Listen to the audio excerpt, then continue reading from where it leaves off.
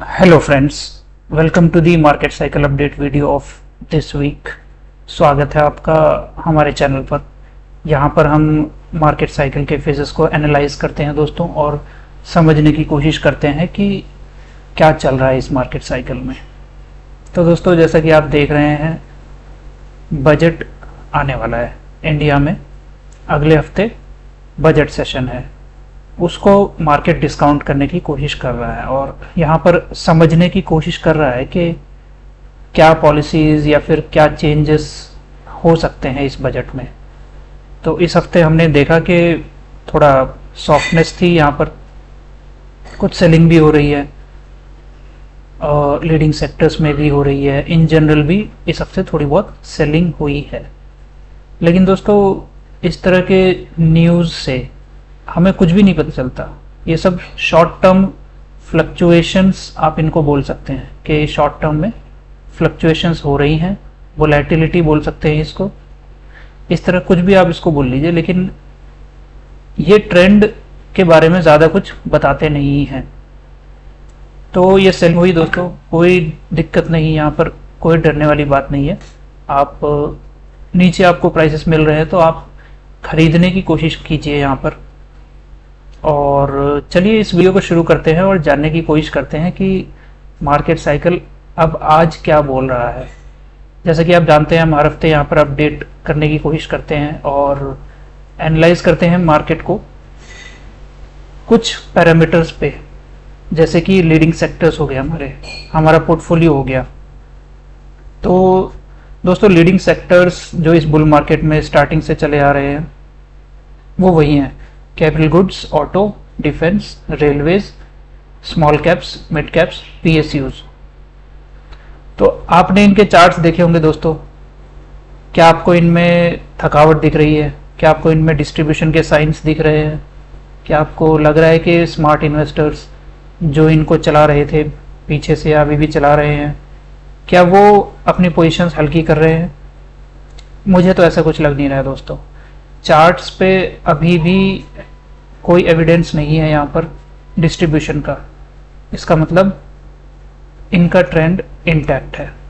तो leading sectors मेरे हिसाब से बढ़िया चल रहे हैं दोस्तों, और पोर्टफोलियो में भी हमारे जितने स्टॉक्स हैं वो सभी अच्छा काम कर रहे हैं। किसी में भी ब्रेकडाउन्स देखने को नहीं मिल रहे हैं। तो हमने भी दोस्तों यहाँ पर कोई सेलिंग नहीं करी है, अपने पोर्टफोलियो को बिल्कुल टाइटली होल्ड कर रहे हैं। और हम जब तक करेंगे जब तक हमें अंदर से ये कॉन्फिडेंस रहेगा कि ये बुल मार्केट चल रहा है, यहाँ पर स्टॉक्स चलते जा रहे हैं। जब तक स्टॉक्स चलते जाएंगे, बुल मार्केट चलता जाएगा। हम यहाँ पर एक भी शेयर अपना बेचने वाले नहीं है दोस्तों। इसकी बात बाद में फिर कभी करेंगे दोस्तों। प्रॉफिट बुकिंग नाम की एक चीज़ होती है यहाँ पर, जो लोगों को चिपकाया जाता है कि आप प्रॉफिट बुकिंग कर लो, प्रॉफिट बुकिंग कर लो। इसके बारे में आगे फिर कभी बात करेंगे दोस्तों। तो लीडिंग सेक्टर्स हमारे चल रहे हैं, बुल मार्केट हमारा इंटैक्ट है क्योंकि हमारे पोर्टफोलियो के स्टॉक्स भी चल रहे हैं। और लिक्विडिटी की अगर हम बात करें, यानी पीछे का जो पैसा है, जो पीछे की हवा है, जो स्मार्ट इन्वेस्टर्स हैं, वो भी यहाँ पर मेंटेन्ड है दोस्तों। पीछे की जो लिक्विडिटी है वो बिल्कुल बरकरार है। चाहे आप उसे रिटेल कह लो, चाहे म्यूचुअल फंड्स कह लो, या फिर जितने भी बड़े लोग, बड़े पैसे वाले लोग हैं, वो यहाँ पर बिल्कुल टिक के बैठे हुए हैं। मेरे हिसाब से कोई भी यहाँ पर माल अभी बेच नहीं रहा है। बेचेगा तो साइंस आएंगे, चार्ट पे बड़ी बड़ी कैंडल्स दिखाई देंगी और हमें कहीं ना कुछ इंडिकेशन मिलेगा। लेकिन अभी मेरे हिसाब से सब के सब टिक के बैठे हैं। तो अगर बड़े लोग बैठे हैं तो हम लोगों को भी यहाँ पर टिक के बैठना होगा, उनके साथ ही चलना है, उनके पीछे पीछे चलना है। वो निकलेंगे तो हम भी निकल लेंगे। लिक्विडिटी भी मेंटेन्ड है। और अगर टाइम की हम बात करें यहाँ पर कि इस बुल मार्केट को चलते हुए कुछ टाइम हो चुका है, यानी इसकी मेच्योरिटी का भी कुछ रफली कुछ टाइम होगा वेव थ्योरी के हिसाब से। तो उसके हिसाब से भी अगर हम देखें दोस्तों, तो मुझे नहीं लगता कि अभी इसका टाइम कंप्लीट हुआ है। और कहाँ तक चलेगा ये तो गारंटी से तो कोई नहीं बोल सकता, लेकिन अभी मुझे नहीं लगता कि इसका टॉप लगने का टाइम आया है। तो टाइम के हिसाब से भी ये बुल रैली जो चल रही है ये बढ़िया चल रही है, और मुझे नहीं लगता कि यहाँ पे अभी टाइम के हिसाब से कोई दिक्कत है। जैसे जैसे हम हर हफ्ते आते हैं यहाँ पर, हम टाइम को भी एसेस करते हैं और हम जानने की कोशिश करेंगे फ्यूचर में भी कि टाइम तो कहीं पूरा नहीं हो रहा इसका, बुल मार्केट का। तो दोस्तों बुल मार्केट तो इंटैक्ट है। और आउट परफॉर्मिंग सेक्टर्स की बात करें तो लगभग वही हैं जो पीछे से चले आ रहे हैं। पावर सेक्टर है आपका, पब्लिक सेक्टर एंटरप्राइजेस हैं, फिर आपका रियल एस्टेट है, फिर capital goods, auto ancillary, metals, MNC, ये सभी सेक्टर्स आउट परफॉर्म कर रहे हैं। अंडर परफॉर्मिंग फिर वही आईटी, एफएमसीजी, फार्मा और कंजम्पशन। यहाँ पर एक छोटा सा अपडेट है दोस्तों कि आईटी और एफएमसीजी जो है वो अर्ली इंडिकेशन दे रहे हैं ब्रेकआउट के। अगर आप चार्ट्स में जाके देखोगे तो आपको दिखेगा ये। तो अगर वो ब्रेकआउट कर रहे हैं, इसके बेसिस पे हम दोस्तों यहाँ पर अपनी पोजीशंस नहीं लेते हैं। हम यहाँ पर ब्रेकआउट ट्रेडिंग नहीं करते हैं। हम यहाँ पर आउट परफॉर्मिंग और अंडर परफॉर्मिंग की स्ट्रेटजी यूज करते हैं और अपनी पोजीशंस बिल्ड करते हैं।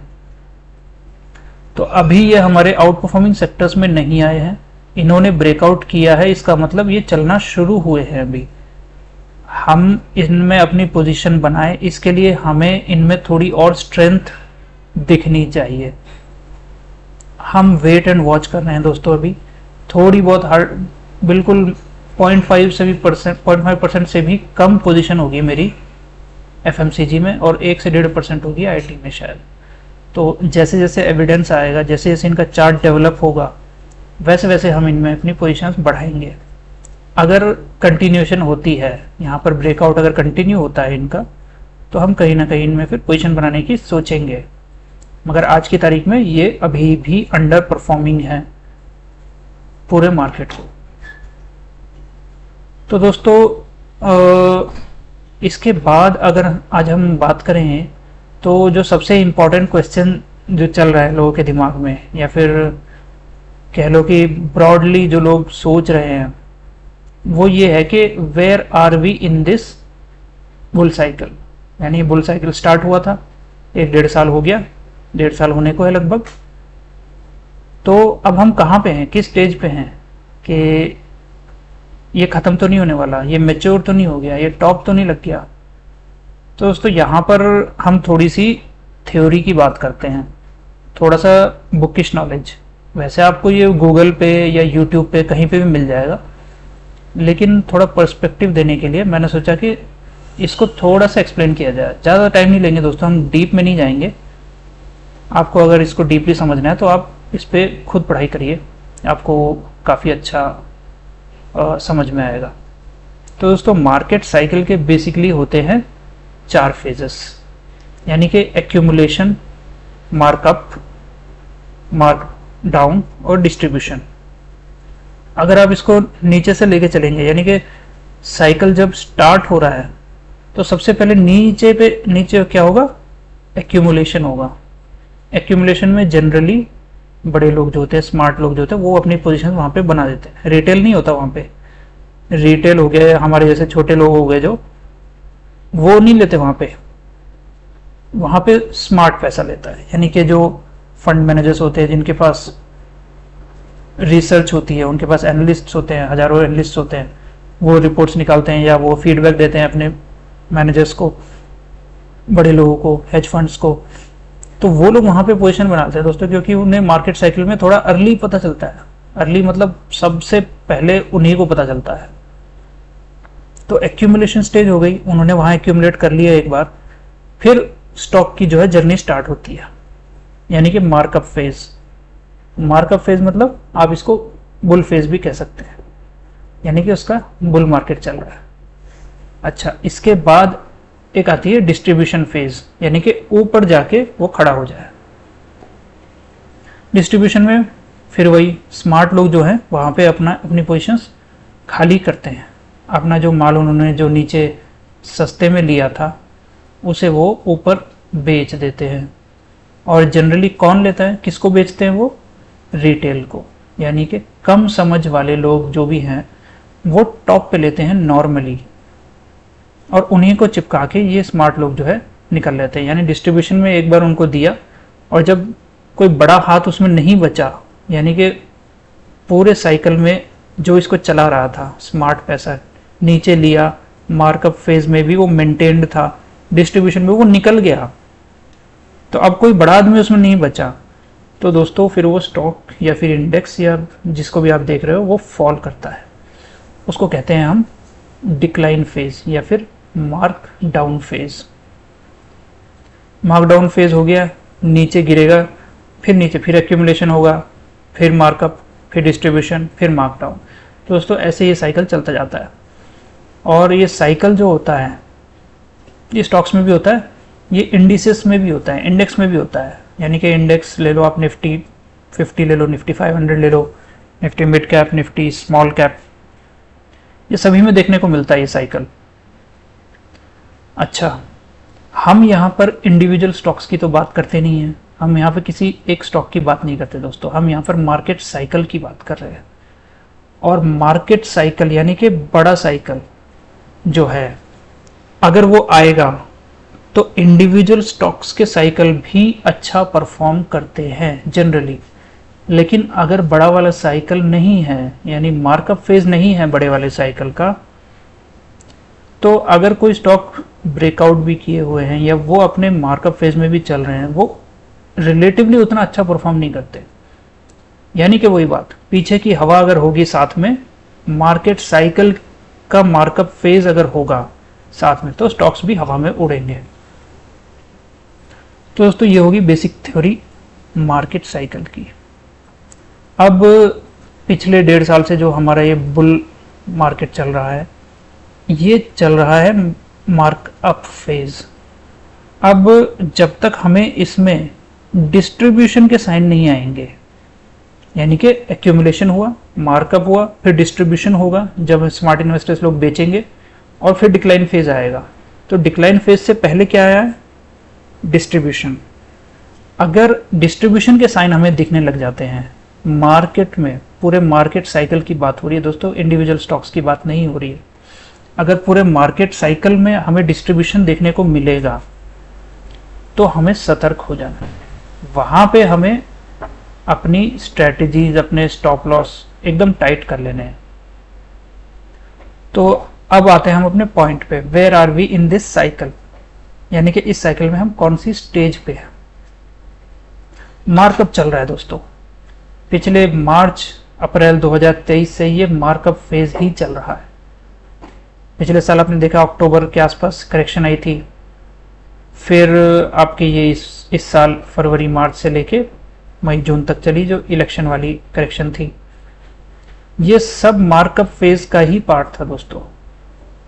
इन करेक्शंस में मुझे कॉन्फिडेंस क्यों था कि ये बुल मार्केट चल रहा है, क्योंकि ये सब मार्कअप फेज में थे। बुल मार्केट हमारा तब से ही मार्कअप फेज में चल रहा है, यानी कि ऊपर चढ़ाई चल रहे हैं हम।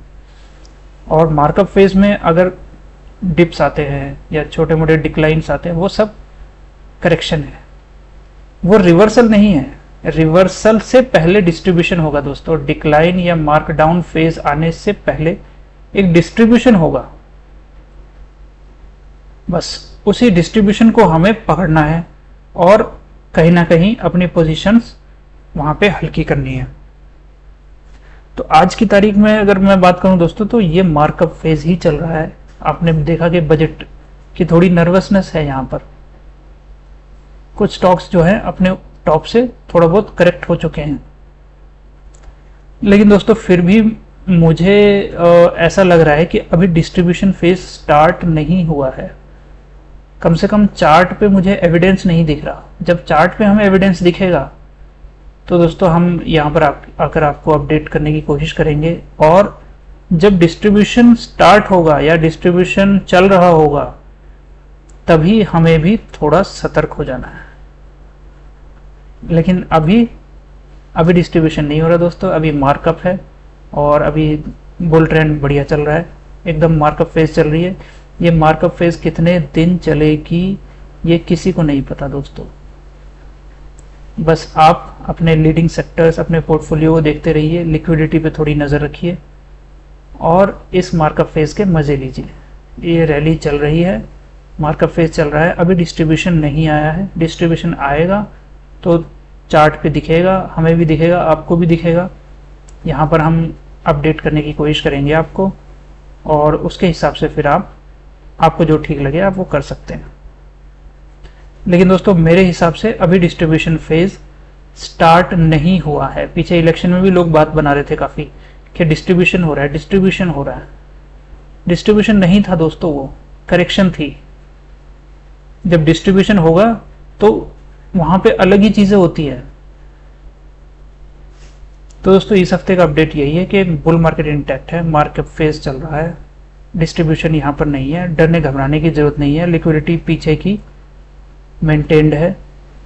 वो बड़ी शिप यानी कि जो बड़ा पैसा है वो अभी भी टिक के बैठा हुआ है इंडियन स्टॉक्स में, small caps and mid caps में ज़्यादा उन्होंने पोजीशंस बनाई हैं अपनी, और वही चला रहे हैं इस बुल मार्केट को। हम तो सिर्फ पार्टिसिपेट कर रहे हैं। ये बिल्कुल ये गलत फहमी है दोस्तों कि रिटेल, इंडियन रिटेल चला रहा है इस बुल मार्केट को, ऐसा कुछ नहीं है। इसे बाहर का या अंदर का जो भी एक कंबाइंड पैसा है, जो बड़ा पैसा है, वो ही चला रहा है, और वो अभी मेंटेन्ड है। अगर वो नहीं बेच रहा, वो डिस्ट्रीब्यूशन नहीं कर रहा, तो हमें डरना क्यों है फिर?